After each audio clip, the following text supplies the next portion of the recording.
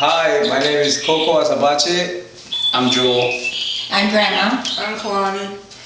And I'm Melissa Dummett. I am taking this course from Pennsylvania, originally, the northeast part of Pennsylvania, between Pittsburgh and Erie. It's about halfway. Most of my family is from that area. I spent the summers in South Florida with my grandmother and grandfather. And after high school, I moved to Florida for a few years. And then I moved to Indiana to go to college at Indiana University, while my older brother was going to IU Law. And I have completed 2 years of college at Ivy Tech, and I have my associate's degree.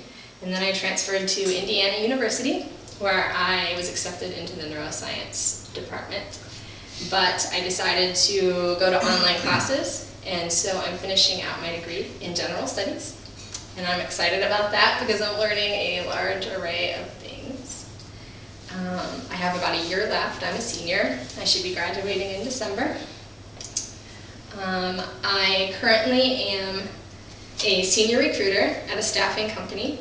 We work in medical staffing. I staff RNs, registered nurses, certified nursing assistants, licensed practical nurses, medical assistants, doctors, x-ray techs, radiologists, anything that a hospital, a prison, a doctor's office, anything the medical field would need. We work with clients from West Palm Beach all the way down to Miami, and our primary clients are hospitals and hospice companies.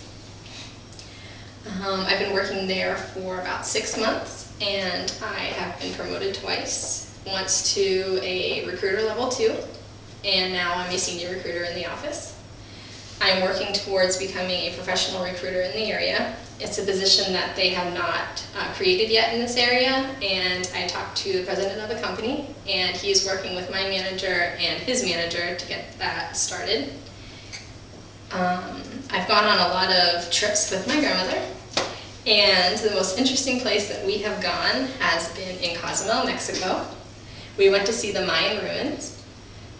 It was really interesting because at the time I was studying the same thing in college in my history class. So it's always interesting to go see in person the things that you're studying. It makes it much better. My non-academic interests would be surfing with Kalani and Coco. We ride the different boards based on the wave size. The board that I own is a Fun Shape, and it is 6 foot 10 inches long. And I usually ride an 8-foot board because the waves are smaller and I'm more of a beginner, so it's easier to ride that. Kalani rides a short board, which would be about 5'6", 5'4", and his dad rides a board the same. They're both really good surfers and they can do a lot of tricks. I mostly just ride on the waves. I like to do photography, and I take pictures of surfers and videos right now. That's what I focus on with that. I like to read.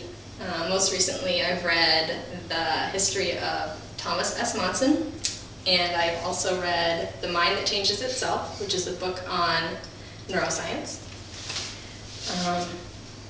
Other interests that I have outside of school are cycling. I have a Trek road bike, a 99 Trek road bike that I ride up and down the ocean. I usually go on 20 to 30 mile rides, and I used to ride in Indiana a lot. I never was in the little 500, but I would ride on the streets. I would use that as my primary transportation. And I love to travel, mostly within the United States, and I love history. I registered for this course because it's a requirement for my degree. And of my options, I prefer this one. I'm looking forward to getting better at public speaking.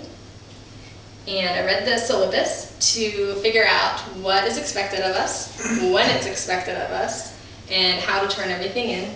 Read a little bit about my professor, and to see the course calendar and anything I needed to know about the course.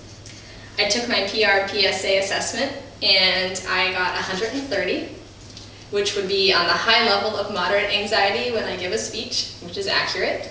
I don't pass out, but I feel like I'm going to. And I do have some experience giving speeches at my church.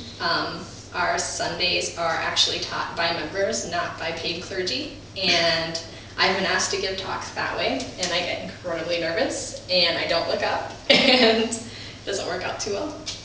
And other than that, I don't think I have anything else to add. Do you have any questions? Tell me a little bit more about the book that you were reading about Thomas Monson.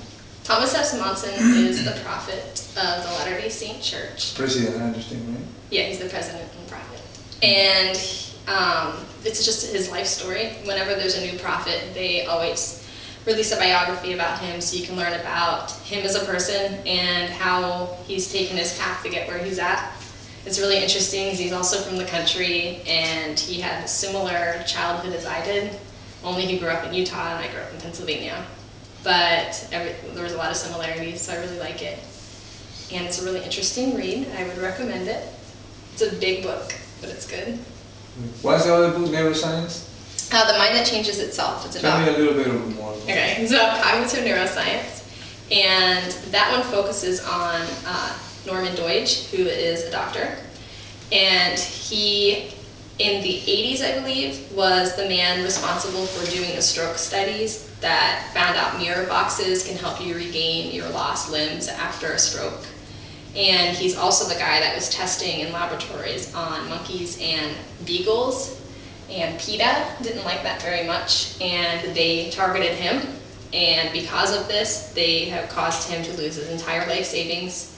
He lost his career, he got blacklisted, and got charged actually with abuse to animals, but all the charges have been dropped. They were incorrect. The evidence that they brought forward was skewed and not accurate at all, and the studies he was working on were really benefiting people, specifically in diabetes. And Ingrid, the owner of PETA, actually is diabetic and uses the medical equipment that he developed through these studies, so it's interesting. But over time, he has regained his name, and this book came out a little while ago, I don't know how many years, and through reading that, a lot of people have put a lot more faith back into his studies and what he can do to help the community as a whole. Great, thank you. Now another question. I heard you like to eat. Tell me about the food that was your favorite food. My favorite food? This is probably seafood, maybe? I'm not sure what my favorite food is. All food? Yeah. I heard that you were vegetarian for a while. Oh yeah. I was actually never a supporter of PETA, but I was an animal rights advocate and vegetarian for 7 years. And I started and ran my own nonprofit organization, which Grandma used to come to our monthly meetings. We had potlucks within the community. We had 250 members in a town of 7,500 people, which is pretty good because it's a hunting community. We ended up getting interviewed for the press, and we were in the papers, and it stirred up a whole thing in my community between the hunters and us. And we never pushed the animal part, we just talked about health. And there were no options at any of the restaurants at the time for vegetarians. The marinara sauce had meat in it, the salads had bacon in it. I mean, everything had meat in it. There's literally nothing except for French fries that you could get without meat in it. And we were just asking restaurants to offer more options, and we wanted to let them know that it'd be worth their time and money to do it, that there are people that really want to go buy this stuff from them, or else what's the point? There's 5 people that want it. It's not worth it. And so we started petitions, and I think that the community got confused, thinking that we were trying to shut down anything, but really we were just trying to add to things, not take anything away. Mm-hmm. And there were people that wrote into the newspaper threatening us, and the police had to come to some of our events, turned into a whole thing. But overall it was successful. So now you went back to eating meat? Yes, I'm trying to think of how many years ago I started eating meat again. I think in 2006, that fall. My older brother took me to McDonald's, of all places, and got me a double quarter pounder with cheese. Pretty sure he's trying to kill me. I ate it, and I actually felt really good. And so after that, I decided, I still don't eat a lot of meat. I rarely eat it, but I will eat it. What's your favorite? Filet mignon, straight? I don't eat steak, but it still freaks me out. Yeah. No. I probably eat chicken the most. Chicken most? Okay. Yeah. How about fish? Salmon? You like? Yeah, I like all fish. How do you like salmon? Salmon? Yeah, smoked salmon. over hickory, probably. Mm-hmm. Is it hickory? No. Cedar pine? Cedar, yeah. Cedar smoked salmon. Yeah. What do you And think about sushi? I love sushi. It's one of my favorite foods. Good. I like raw fish. There's a Peruvian dish called ceviche that you make for me that I like a lot. What's ceviche? It's, Tell me raw a little fish. bit about ceviche. Okay, it's raw fish, and there's onions in it, like red onions raw. And then there's garlic and lime juice mixed together to make a sauce. And the acids in the lime and the garlic actually cook the fish. You don't ever heat it or anything. And you serve it with Peruvian corn and yuca, or you can serve it with sweet potatoes or yams. And it's delicious. That must be delicious. It is. Yeah, I'm appetite right now. There's actually instructions on my wiki page on my OnCourse with you telling us how to eat it. You. Does anyone else have any questions? I think you've answered all of mine. Okay, good. Kalali, how it goes. And you like to bake bread? I love baking bread. There's actually some Okay, tell baking me about your involved. bread. I tried the other day your bread twice. I think 3 times.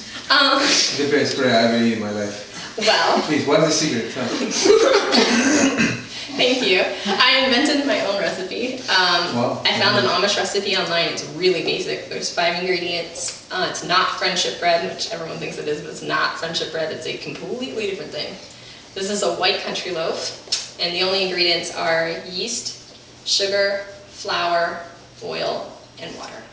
Flour. And it's very simple to make. It's a little bit sweet. Very good. Well, yeah, I eat, man. I love that bread. Mm-hmm. The Thank best you. bread I ever had in my life. I got really, how do you say, addicted to that bread. I think without eating that bread anymore. On Sundays, I don't usually go anywhere or do anything, so I bake after church. I bake bread for Grandma and Coco. So the flour, right? Where do you get the flour? It's very special flour because that bread tastes so good. I don't think it's a regular flour. Maybe you get it from Europe somewhere? No. It's just Pillsbury all-purpose flour. I don't Bleached believe it. even. It's not even healthy. How come that bread tastes so good? There's a 6th ingredient. And it's made with love. That's it. I think that's the best ingredient, right? The best ingredient. Hens, I right? borrow it from Grandma. You know what the best flavor is? Hens, sweaty hens. Ew! Instead of salt, that's not actually, the energy, it's white, it tastes really good. I won't be eating any of Coco's bread. No, actually, your hand, I'm talking about your hands. I No, wash my hands. no, I know, but it's a secret. No, please, it's a secret, don't do it. Thank you. This is the end of the speech.